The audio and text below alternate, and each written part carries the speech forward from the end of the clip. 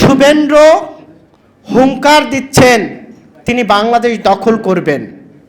শুভেন্দ্র হুঙ্কার দিচ্ছেন বাংলাদেশে নাকি বৈধ প্রধানমন্ত্রী তিনি বাংলাদেশে ফেরত পাঠাবেন। শুভেন্দ্রকে বলতে চাই, শুভেন্দ্র আপনি হয়তোবা পাগল, কিন্তু বাংলাদেশের মানুষ কিন্তু পাগল না।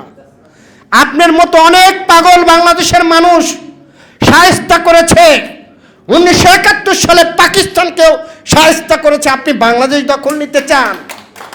শুভেন্দ্র, আপনি যেই ধরনের কথাবার্তা বলছেন, আপনাদেরকে প্রতিহত করতে আমাদের সময় লাগবে না, কিন্তু একজন রাজনৈতিক কর্মী হিসেবে ভারতের মোদী সরকারকে অনুরোধ করব, এই পাগল ছাগল দিয়ে কখনো রাষ্ট্র চালানো যায় না।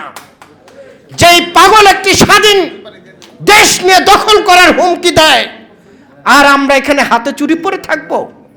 পাকিস্তানও আমাদের হুমকি দিয়েছিল, আমরা পাকিস্তানকে দেখিয়ে দিয়েছি।